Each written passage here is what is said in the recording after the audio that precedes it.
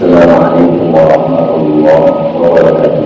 Waalaikumsalam warahmatullahi wabarakatuh. Alhamdulillahirabbil alamin. Wal 'aqibatu lil muttaqin. Fala 'udwana illa 'alal zalimin. Wassallallahu ala nabiyyina Muhammadin wa ala alihi wa ashabihi wa man tabi'ahum bi ihsanin ila yaumil amma ba'du.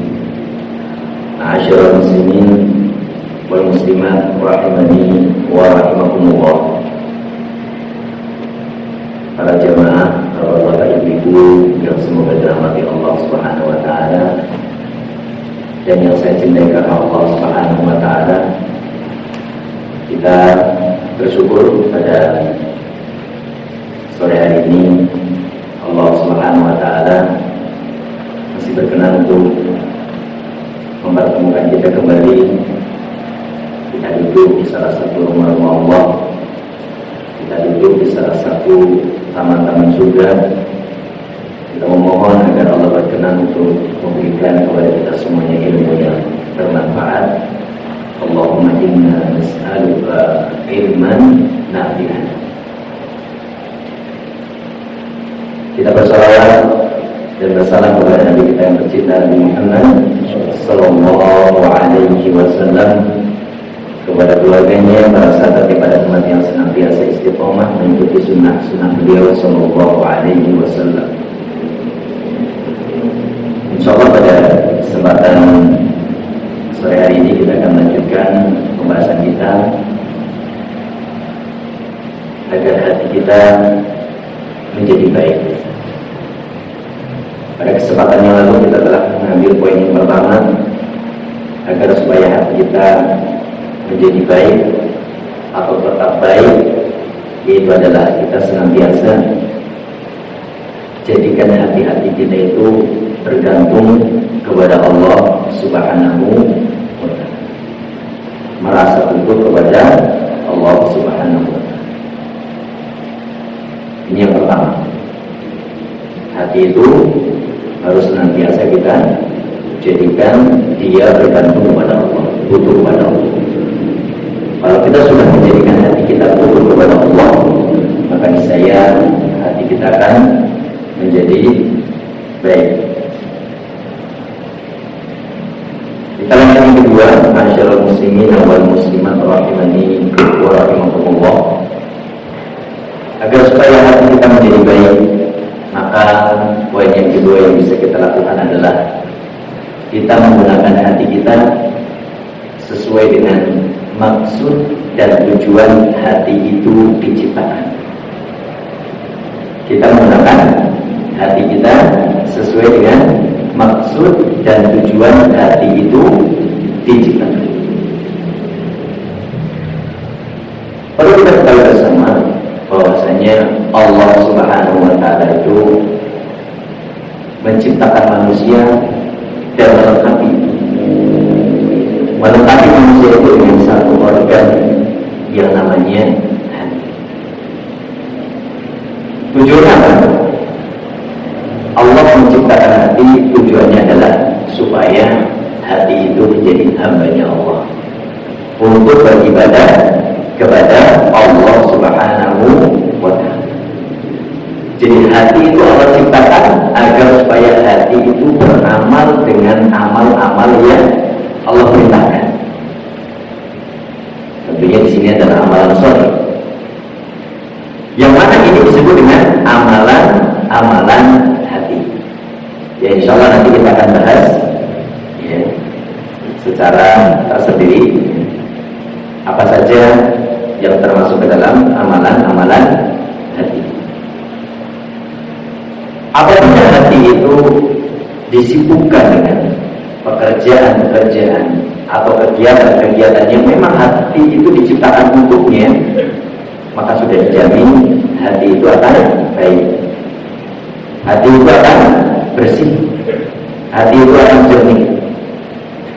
Namun sebaliknya, apabila hati itu sibuk dengan perkara-perkara yang bukan dan maksud tujuan hati itu diciptakan,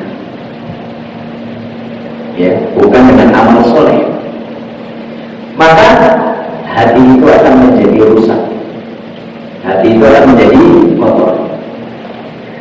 Berkata Imam Syekhul Islam Ibnu Taimiyah rahimahullah taala rahmatan wasi'an, beliau mengatakan, "Tsumma inna Allah azza wa jalla khalaqal qalba lil insani ya'lamu bil asya'."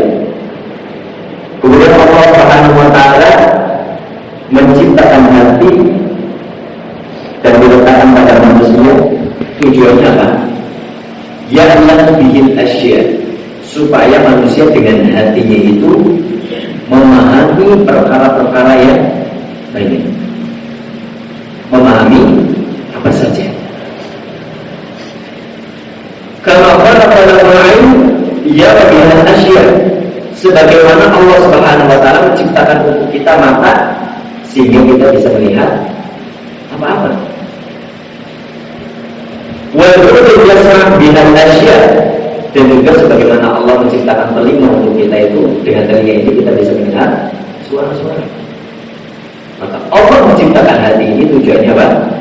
Supaya dengan hati kita ini kita mengetahui, kita memahami. Wajadaka sa'iral a'dha al-batina wa dhahir. Demikian dengan anggota-anggota tubuh yang nampak maupun yang tidak nampak. Allah ciptakan memiliki maksud dan tujuan, ada manfaatnya. Ada manfaatnya. Fa idza istamala al-insanu al-qudwa fima khuliqa lahu wa 'udda bi ajlihi fa dzalika huwal haqqul qahim. Apabila seseorang menggunakan setiap organ tubuhnya itu untuk sesuatu yang memang itu sudah diciptakan untuknya, maka itu adalah sebuah kebenaran. Artinya seseorang itu telah menggunakan anggota itu dalam kebenaran, dengan benar. Telinga kita gunakan untuk mendengar, mata kita gunakan untuk melihat, ya. Dan hati kita gunakan untuk memahami. Ini secara umum, ya. secara umum. Dan seseorang apabila telah menggunakan hatinya sesuai dengan maksud dan tujuan diciptakan hati itu, maka dia termasuk ke dalam al-insanu shalih, manusia yang shalih, yang baik. Baik secara zahirnya, baik secara batinnya, hatinya. Alladzi istaqama haluhu, yang keadaannya itu senantiasa istiqomah. Zahirnya istiqomah, hatinya juga istiqomah. Dan itulah keadaan yang Allah firmankan dalam Quran surat Al-Baqarah ayat 5, ulaika ala hudan min rabbihim wa ulaika humul muflihun. Mereka itulah orang-orang yang mendapatkan petunjuk dari Tuhan mereka, dari Allah Subhanahu wa taala. Sehingga dalam petunjuk itu, ya, orang tersebut bisa menggunakan setiap anggota badannya sesuai dengan maksud dan tujuan diciptakannya. Jadi enggak asal gitu. Baik. Wa idza lam yusta'malil udwa fi haqqihi bal turika batalan fadzalika tusrah. Apabila organ itu, di sini maksudnya ke dalam hati. Apabila hati itu tidak digunakan sebagaimana mestinya, atau bahkan dibiarkan saja, nggak digunakan. Dia punya hati tapi hatinya nggak dipakai, dianggurin, ya, dibiarkan saja, dianggurin. Fadzalika tusrah, itu adalah merupakan kerugian. Kita punya hati, kok kita nggak gunakan untuk memahami ayat-ayat Allah, memahami, ya, syariat Islam, maka ini adalah kerugian. Wasahibuhu maqbul, dan pemilik hati tersebut orangnya dalam keadaan tertipu, terpedaya, punya hati tapi tidak bisa digunakan, terpedaya. Lalu kita misalkan punya barang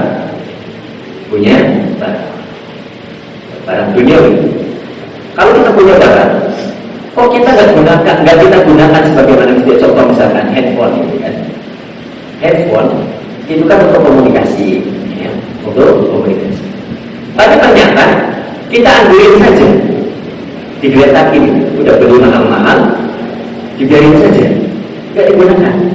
Maka dikatakan orang tersebut rugi dan tertipu karena punya sesuatu dibiarin. Wa in yusmira fi khilaf ma khuliqa lahu fa huwa dhalal wal halal. Kalau tadi dianggurin, dia orangnya rugi dan tertipu.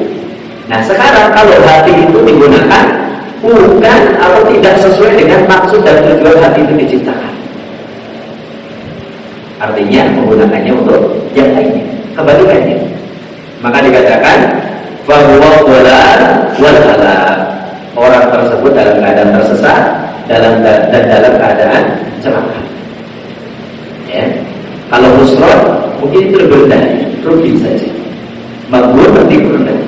Tapi kalau penggunaan hati kita ini tidak sesuai dengan maksud dan tujuan hati itu diciptakan, maka kita dalam keadaan sesat dan kita dalam keadaan celaka. Sesat karena hati ini adalah tempatnya hidup. Hati ini adalah tempatnya untuk memahami. Kalau kita gunakan hati ini untuk memahami agama Allah, memahami Al-Quran, memahami As-Sunnah, ya, maka yang terjadi adalah kita akan tersesat. Kalau sudah tersesat, maka kita akan celaka. Dan kecelakaan ini akan dirasakan di dunia dan di akhirat. Di dunia dan di akhirat. Wa sahibuhu minal ladzina baddalu ni'matallahi kufra. Dan pemilik hati ini, kalau hatinya dia gunakan bukan untuk dalam rangka ketaatan kepada Allah, bukan untuk memahami ayat-ayat Allah, maka sahibuhu, kata Syekhul Islam Ibnu Taimiyah, pemilik hati ini dia adalah termasuk ke dalam kelompok orang-orang yang baddalu ni'matallahi kufra, yang telah mengganti nikmat-nikmat Allah dengan kekufuran. Ya.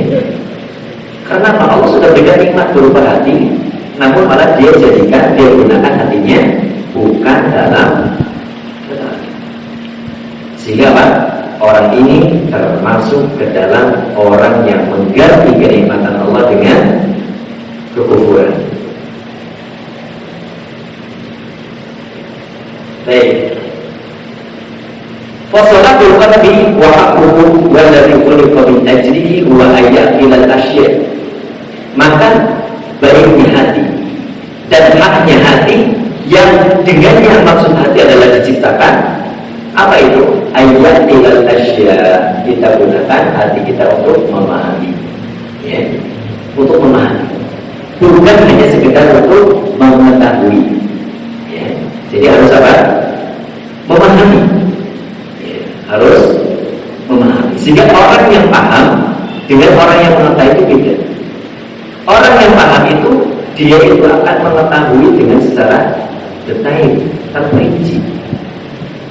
Dikatakan orang paham apabila dia mengetahui masalah tersebut secara terperinci. Kalau orang mengetahui hanya tahu saja, dia hanya sekedar tahu. Ya.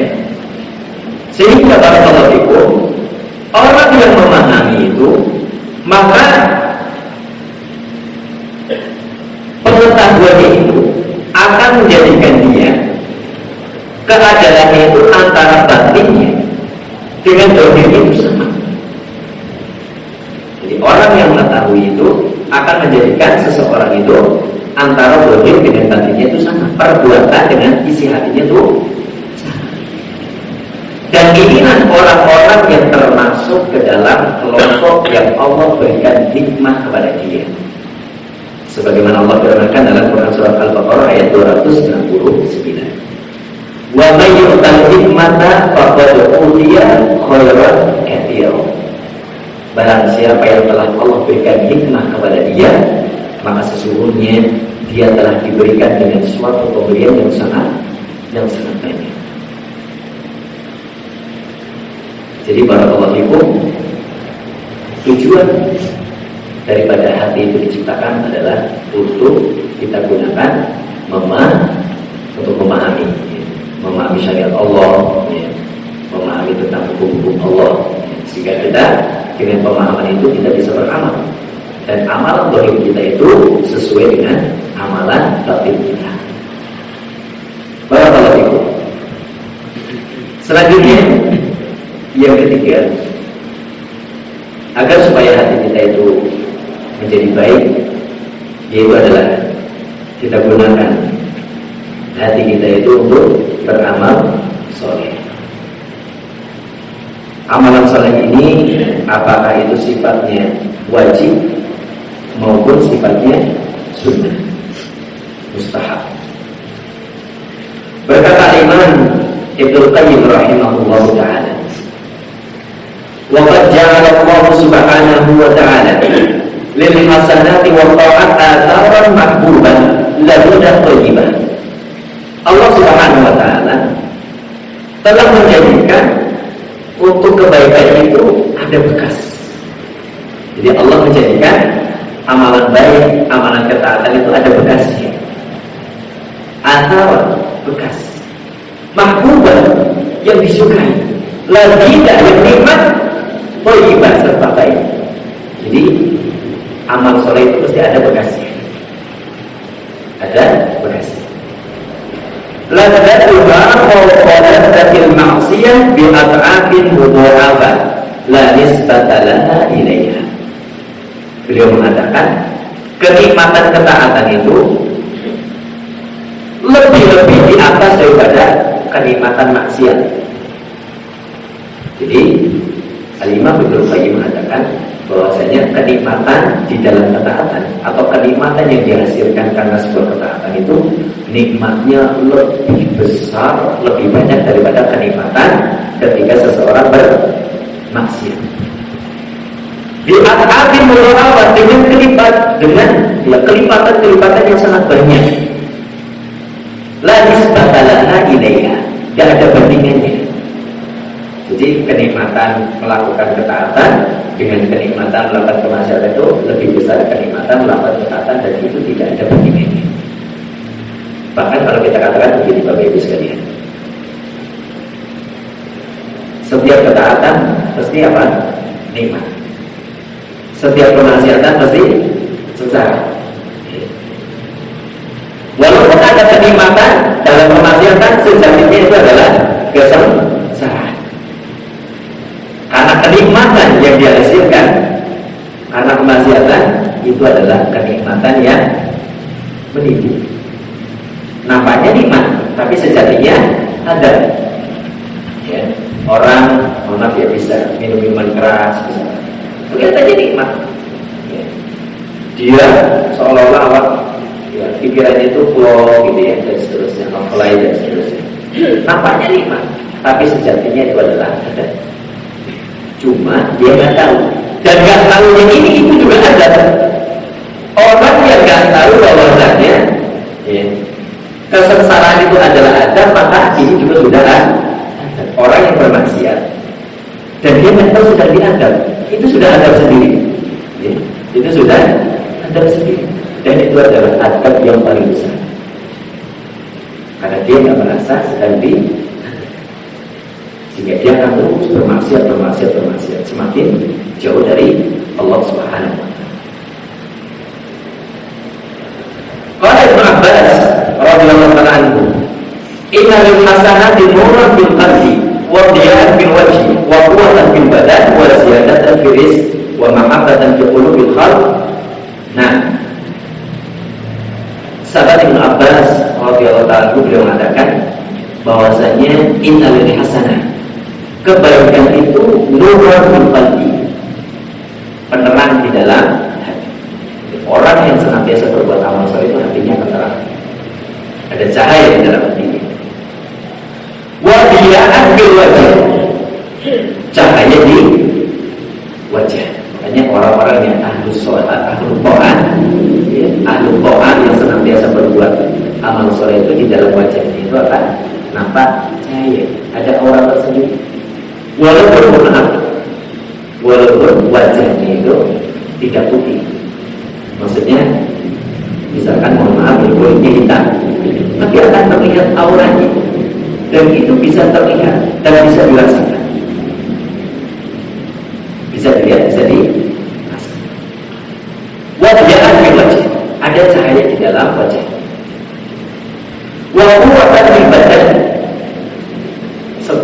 ketaatan itu akan menjadikan badan kita semakin kuat. Puasa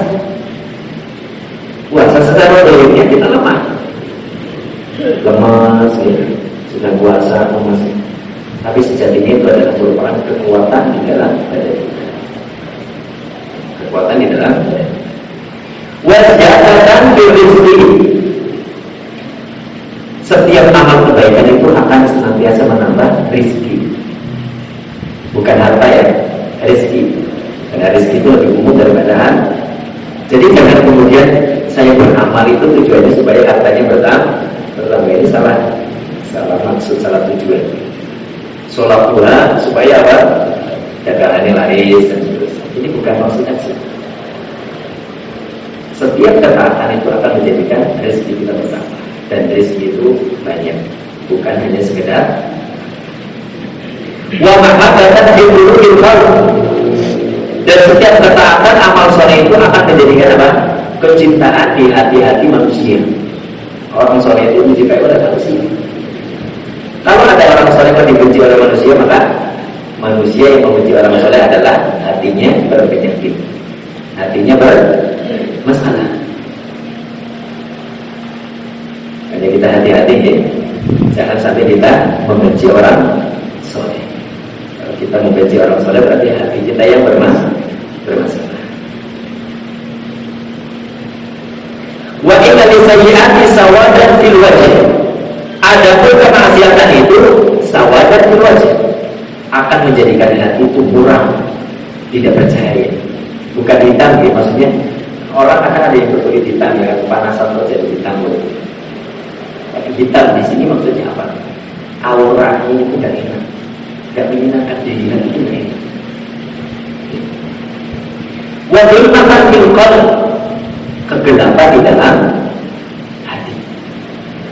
Wawahnya bil badan, kelemahan di dalam badan. Wanuqsan fil rizqi, rizkinya menjadi berkurang. Wabiqatan fil qulubil khalq, adanya kebencian di hati-hati manusia. Jadi kemaksiatan itu jelek sekali akibatnya. Hatinya gelap, wajahnya muram ya. Kemudian apa? Rezekinya berkurang, badannya menjadi lemah ya. Kemudian apa? Orang-orang tidak suka. Orang-orang tidak suka. Sehingga di sini para pelaku dari perkataan Imam Ibnu Qayyim rahimahullah taala dan juga perkataan Ibnu Abbas, maka di sini kita ambil kesimpulan bahwasanya agar hati kita menjadi baik dan senantiasa baik, maka kita gunakan untuk beramal soleh. Dan amal soleh itu kan ketika kita mau beramal, Bapak Ibu sekalian, mau sholat, mau baca Quran, dan semua amal soleh yang kita gerakkan, kita lakukan dengan badan, maka itu sumbernya adalah hati. Karena hati kita lah yang memimpin, hati kita lah yang mengarahkan. Mau sholat, hati kita juga yang menggerakkan. Karena gak mungkin sesuatu yang mustahil ya. Kalau kita mau sholat kok hatinya gak mau gitu. Kecuali sholatnya orang-orang munafik. Kecuali sholatnya orang munafik. Kita gunakan hati kita ini untuk beramal soleh. Hatinya beramal soleh, kemudian anggota badannya juga beramal soleh. Baik, selanjutnya, ma'asyiral muslimin wal muslimat rahimani wa rahimakumullah. Yang keempat, yaitu adalah dengan membaca Quran. Membaca Quran itu akan menjadikan hati kita menjadi apa? Menjadi baik. Hati kalau tidak dalam keadaan baik, maka dalam keadaan tidak baik atau dalam keadaan sakit. Maka Allah Subhanahu wa taala yang telah menciptakan hati itu Allah Maha tahu bahwasanya hati itu kadang sehat, kadang sakit, kadang baik, kadang tidak baik. Makanya Allah itu turunkan sebuah obat untuk hati, yaitu adalah Al-Quran. Sebagaimana yang telah Allah jelaskan di dalam Quran surat Yunus ayat 57. Allah SWT berfirman, Ya ayyuhan nas, qad ja'akum mau'izatun min rabbikum wa shifaa'un lima fis sudur. Allah Subhanahu wa taala menyeru, dan yang Allah suruh itu bukan hanya orang yang beriman saja. Ya ayuhan nas, wahai manusia sekalian. Kalau manusia berarti mencakup orang yang beriman dan tidak beriman. Setelahnya Allah katakan, qad ja'akum mau'izatun min rabbikum. Wahai manusia sekalian, telah datang nasihat dari Tuhan kalian. Sehingga nasihat ini berlaku umum, bukan untuk orang beriman saja, untuk orang kafir juga masuk. Qad ja'akum mau'izatun min rabbikum. Telah datang kepada kalian mau'izah, nasihat dari Tuhan kalian. Sehingga Al-Quran itu isinya nasihat. Kalau kita pengen nasihat, baca Quran. Ya. Wasifatun lima bisudur, dan juga obat untuk sesuatu yang berada di dalam dada. Ya, untuk sesuatu yang berada di dalam dada. Itu apa? Hati. Jadi Al-Quran itu sebagai nasihat dan juga sebagai obat. Sehingga di sini para pelaku mau'izah, nasihat. Nasihat ini karena kaitannya dengan sudur hati, maka nasihat itu akan diterima atau tidak diterima, hubungan eratnya itu dengan hati. Karena hati inilah yang akan menerima nasihat atau tidak. Kalau hati kita sehat, hati kita dalam keadaan baik, nasihat apapun yang disampaikan, bahkan oleh siapapun, maka insya Allah hati kita akan menerima, akan diterima, mudah menerima nasihat. Wasifatun sebagai obat penyembuh lima fisudur, untuk sesuatu yang berada di dalam dada, yaitu adalah hati. Jadi Allah turunkan Al-Quran sebagai nasihat untuk hati dan juga sebagai obat penyembuh, ya, hati. Dalam Quran surat Al-Isra ayat 82 Allah jelaskan. Kalau tadi Allah jelaskan bahwa Allah menurunkan Al-Quran sebagai nasihat dan juga sebagai penyembuh untuk yang ada di dalam dada, itu adalah hati. Dalam Quran surat Al-Isra ayat 82 Allah jelaskan secara rinci. Wa nunazzilu minal Qur'ani ma huwa shifaa'un wa rahmatun lil mu'minin. Dan kami turunkan di dalam Al-Quran itu adalah ma huwa shifa', obat, penyembuh. Kemudian apa? Rahmat untuk orang-orang yang beriman. Ini lebih spesifik ya, untuk orang yang beriman. Kalau tadi suratnya untuk manusia, kalau sekarang untuk orang beriman. Jadi Allah turunkan Al-Quran. Di dalam Al-Quran itu adalah ada obat, ya. Ada obat, ada penyembuh, dan juga sebagai rahmat. Untuk siapa? Untuk orang-orang yang beriman. Artinya Al-Quran itu akan menjadi obat dan Al-Quran itu akan menjadi rahmat hanya orang-orang yang mempercayai Al-Quran, beriman dengan Al-Quran. Lalu bagaimana mungkin Al-Quran itu akan dijadikan sebagai obat atau sebagai rahmat kalau dia tidak beriman? Kan susah. Sehingga di sini para ibu, kita kalau ingin menjadikan Al-Quran sebagai obat dan kita ingin menjadikan Al-Quran sebagai rahmat untuk kita, maka kita harus mengimani Al-Quran secara keseluruhan, tidak setengah-setengah. Baik. Dari ayat ini Allah menjelaskan bahwasanya Al-Quran itu sebagai obat. Sehingga kita yang ingin hatinya itu menjadi baik, maka tidak ada jalan yang lain melainkan kita harus membaca Al-Quran, memahami Al-Quran, dan beramal dengan Al-Quran. Baik.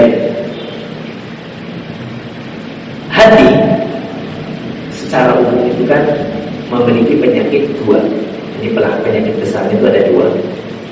Yang pertama adalah syubhat, Yang kedua adalah syahwat. Yang pertama adalah syubhat, yang kedua syahwat. Kalau syubhat itu adalah kerancuan, jadi rancu gak jelas. Yang harusnya dikatakan yang hak itu hak, yang batil itu batil, yang benar itu benar, yang salah itu salah. Dia kena syubhat, jadi ragu-ragu, dia rancu, gak jelas baginya. Perkara yang harusnya benar gak jelas baginya, seolah-olah menjadi salah. Perkara yang harusnya salah, karena dia ada syubhat, menjadi seolah-olah seperti benar. Ini syubhat. Bahkan syubhat ini nanti menjadikan seseorang itu ragu-ragu dengan kebenaran, ragu-ragu dengan adanya Allah, ragu-ragu dengan mukjizat Al-Quran, ragu-ragu dengan adanya dengan kenabian Rasulullah Nabi Muhammad SAW dan seterusnya, ragu-ragu dengan agama Islam. Ini syubhat. Bahkan syubhat ini akan menjadikan seseorang itu terjatuh ke dalam kesesatan. Apakah itu kebid'ahan atau kekufuran? Ini syubhat. Kalau syahwat itu apa? Berarti hawa nafsu, memperturutkan hawa nafsu. Itu syahwat. Dan Quran itu akan menjadi obat untuk dua penyakit, syubhat dan syahwat. Untuk penyakit syubhat dan syahwat. Dan tidak ada di bawah langit ini sebuah kitab yang isinya, yang kandungannya itu bisa menjadikan atau sebagai obat untuk dua penyakit ini, melainkan hanya Al-Quran saja. Jadi hanya Al-Quran yang bisa menyembuhkan penyakit syubhat dan syahwat. Akan tetapi yang perlu kita pahami, Al-Quran itu bisa menjadi penyembuh. Obat penyakit syubhat dan syahwat itu ada syaratnya. Itu tergantung dari apa? Pemahaman. Seberapa paham kita terhadap Al-Quran, seberapa dalam kita mengilmui Al-Quran. Disitulah Al-Quran akan menjadi obat untuk penyakit syubhat dan syahwat. Kalau Al-Quran tidak dipahami, bagaimana mungkin Al-Quran itu menjadi obat syubhat? Karena syubhat ini kaitannya dengan pikiran, pemahaman. Gak mungkin penyakit syubhat itu hilang, melainkan karena adanya pemahaman yang benar, yang jelas. Dan Al-Quran itu membawa pemahaman yang jelas, gak ada keraguan di dalamnya. La raiba fihi, tidak ada keraguan di dalam Al-Quran. Sehingga kalau kita ingin menyembuhkan atau sembuh dari penyakit syubhat, maka kita harus memahami isi Al-Quran. Alhamdulillah, kita dengarkan dulu.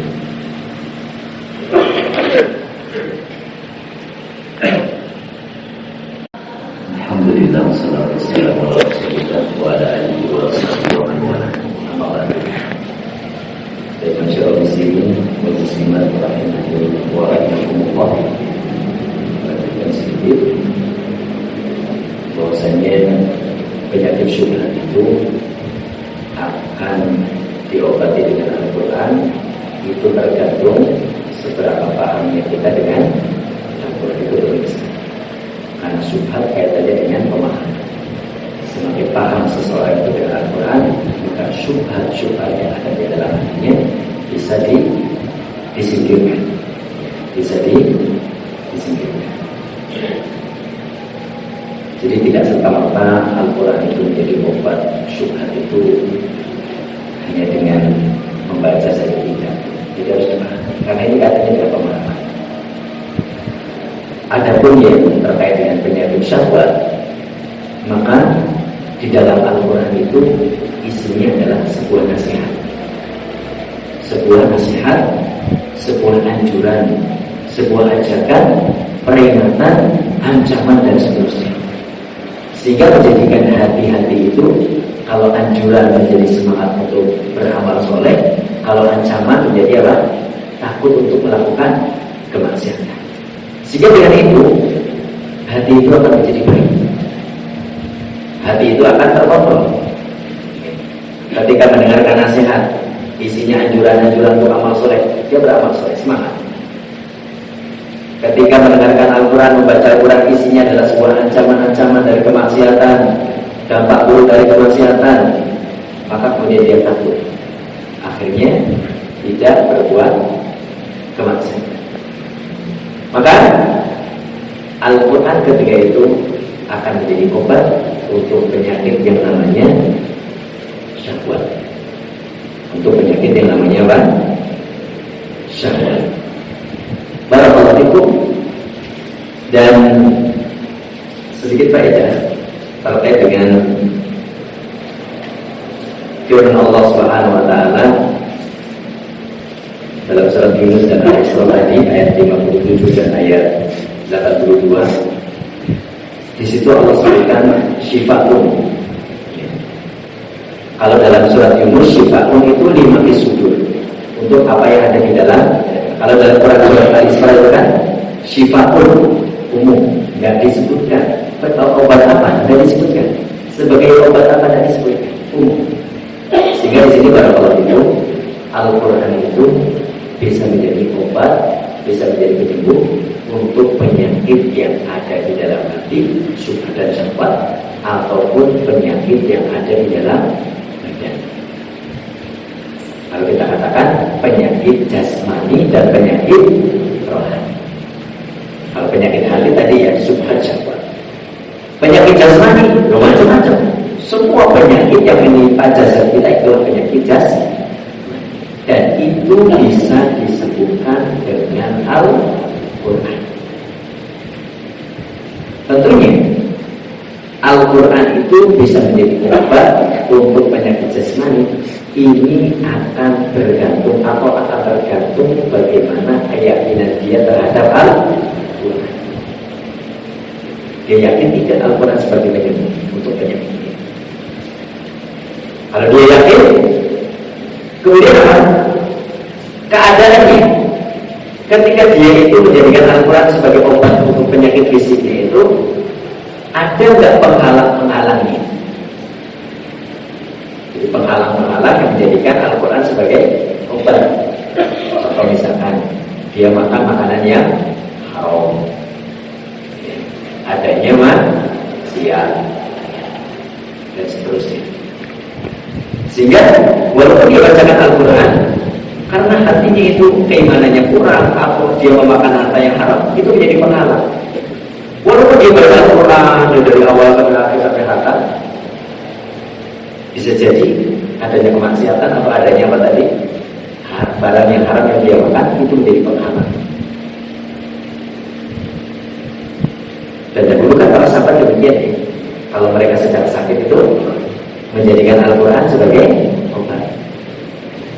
Dan mereka itu simpel sekali. Dan sebagaimana kisahnya itu kan seorang sahabat ketika melakukan perjalanan minta dijamu, kok nggak dijamu gitu kan. Akhirnya apa? Pemimpin ya, suatu daerah itu kan akhirnya tersengat oleh binatang yang memiliki sengat yang beracun itu. Akhirnya sakit. Mereka sudah melakukan ini dan itu nggak ada sembuh, nggak bisa sembuh. Akhirnya minta tolong kepada apa yang dilakukan? Cukup membaca Al-Fatihah. Dibacakan Al-Fatihah dengan izin Allah sembuh. Dengan izin Allah sembuh. Dan ini tentunya bisa kita lakukan jamaah sekalian pada diri kita maupun orang lain. Kita sedang sakit apa? Bacakan Al-Fatihah dengan penuh keyakinan, dengan penuh harapan kepada Allah Subhanahu wa Ta'ala. Berharap dengan wasilah membaca Al-Fatihah itu sakit yang kita alami atau sakit yang orang lain alami itu menjadi sembuh. Sekali baca misalkan belum sembuh, jangan cukup sekali saja, ditambah 2 kali, 3 kali, 4 kali, dan sembuh tidak masalah. Yang penting kita sudah berusaha. Dan usahanya kita itu ibadah. Apalagi tadi membaca Al-Fatihahnya berkali, urusan sembuh serahkan sama Allah. Yang penting kita sudah berusaha. Perkara kesembuhan itu urusannya Allah. Kita sudah berusaha untuk melakukan jalan-jalan yang biasanya ada membacakan Al-Quran. Penyakitnya apa saja? Apakah itu penyakit ringan maupun penyakit berat sekalipun? Penyakit ringan maupun penyakit berat. Apakah itu penyakitnya yang sifatnya penyebabnya itu adalah alami, seperti yang sakit fisik ini biasa, atau sebabnya yang karena tidak alami? Contohnya apa? Sihir. Orang disihir ya, akhirnya sakit, diperiksakan ke dokter, ke rumah sakit, dibawa ke sana ke sini, analisanya tidak apa-apa, ini tidak ada penyakit apa-apa, tapi ternyata kena sihir. Gunakan Al-Quran sebagai diruqyah, ya. Diruqyah dengan Al-Quran, sehingga dengan izin Allah, ya, pengaruh sihir yang ada di dalam tubuh orang tersebut lama-kelamaan akan menjadi lemah dan hilang. Dan tentunya ini hubungan eratnya dengan hati seseorang tersebut. Orang yang mau diruqyah atau orang yang mau diobati dengan Al-Quran, atau kita yang mau mengobati dengan Al-Quran itu yakin atau tidak? Kalau kita yakin, billahi ta'ala, penyakit yang tidak itu akan menjadi sembuh. Kalaupun belum sembuh, maka pasti ada hikmah yang lain yang ingin Allah tunjukkan kepada kita, supaya kita semakin dekat kepada. Jadi jangan kemudian ketika kita berobat dengan Al-Quran, sekali baca, 2 kali baca, bahkan 100 kali baca, nggak sembuh-sembuh, kemudian apa? Bersyukur. Katanya Al-Quran itu obat, saya sudah melakukan ratusan kali, nggak sembuh-sembuh. Akhirnya apa? Mulai ragu. Jangan. Tetap yakin. Mungkin di sana ada hikmah yang lain yang Allah ingin tunjukkan kepada kita. Allah uji kita dengan sakit supaya apa? Semakin dekat kepada Allah. Gitu. Dengan kita sakit, kita semakin dekat dengan Al-Quran, kita baca terus, kita gunakan untuk ruqyah, kita gunakan untuk obat dan seterusnya. Jadi dekat dengan Al-Quran. Jadi dekat dengan adapun kesembuhan itu nanti urusannya Allah Subhanahu wa taala. Barakallahu fikum. Ini ada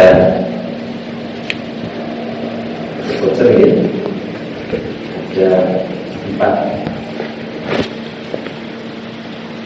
Sebelum ditutup ya, sebagai juga ditutup. Baik, Bapak Ibu sekalian yang sudah dirahmati Allah Subhanahu. Tadi yang kedua, bahwasanya agar supaya kita menjadi sehat, biar sehat itu apa? Poin yang kedua. Ya, silakan. Nah, menggunakan hati sesuai dengan maksud dan tujuan hati itu diciptakan. Silakan Mas. Masya Allah. Ini pemuda. Ya.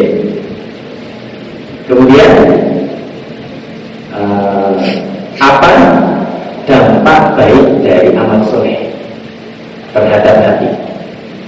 Apa dampak baik amal soleh terhadap hati? Menurut apa dampak baik amal soleh terhadap hati? Menurut Bapak-bapak.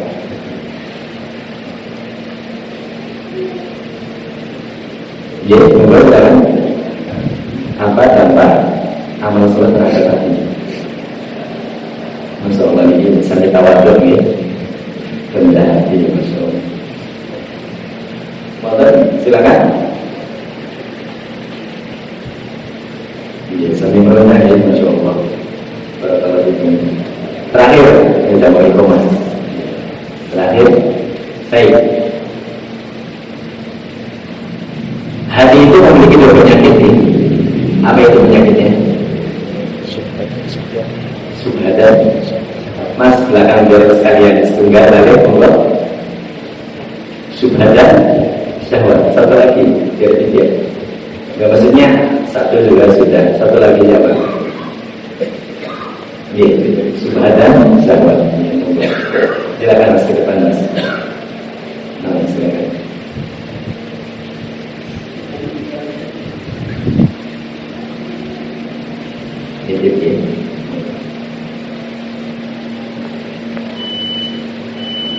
Baik, waktu sudah dikomen. Assalamualaikum warahmatullahi wabarakatuh. Subhanallah wa bihamdihi, asyhadu an la ilaha illa anta, astaghfiruka